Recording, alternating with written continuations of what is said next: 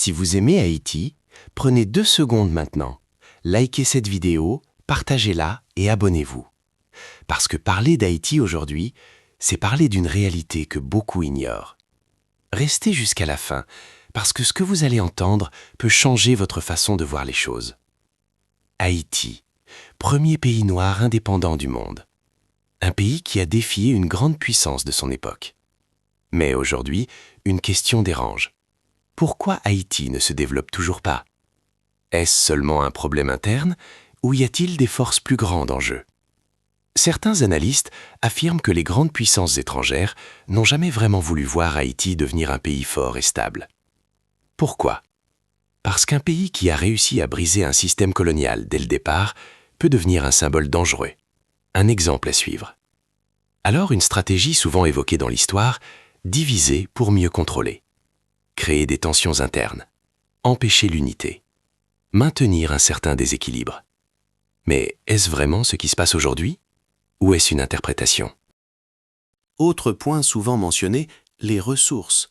Selon certains analystes et journalistes, Haïti pourrait posséder des ressources importantes, comme des réserves minières ou même énergétiques, et certaines zones aujourd'hui contrôlées par des groupes armés correspondraient à ces zones stratégiques.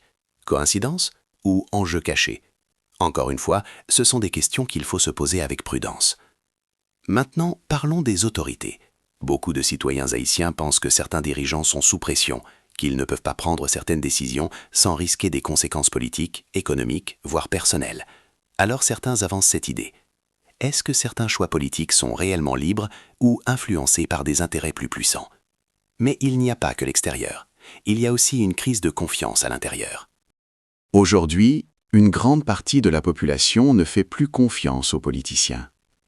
Pourquoi?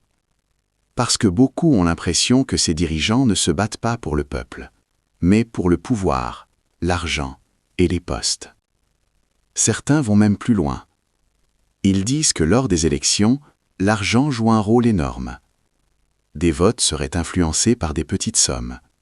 Et une fois au pouvoir, certains cherchent à récupérer cet investissement. Résultat? Un cercle vicieux. Le peuple perd confiance. Le système se répète. Rien ne change. Et quand le peuple veut se lever, l'insécurité devient un obstacle. Dans plusieurs zones, manifester devient dangereux. Prendre la parole devient un risque. Alors comment changer un système quand même protester peut coûter la vie? C'est là que la situation devient encore plus complexe. Parce qu'on ne peut pas parler seulement de politique, mais d'un système global.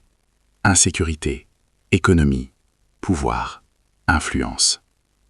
Alors la vraie question n'est plus seulement pourquoi Haïti ne se développe pas, mais plutôt qui a intérêt à ce que rien ne change. Et surtout, qui a le pouvoir de changer les choses? Si vous êtes arrivé jusqu'ici, c'est que vous voulez comprendre. Alors faites une chose simple. Likez cette vidéo, partagez-la, abonnez-vous. Parce que plus on parle de ces réalités, plus elles deviennent visibles. Et plus elles sont visibles, plus elles deviennent difficiles à ignorer. Maintenant, je vous laisse avec une dernière question. Selon vous, est-ce que l'insécurité en Haïti est seulement un problème interne, ou est-ce qu'elle est aussi influencée, directement ou indirectement, par des puissances extérieures?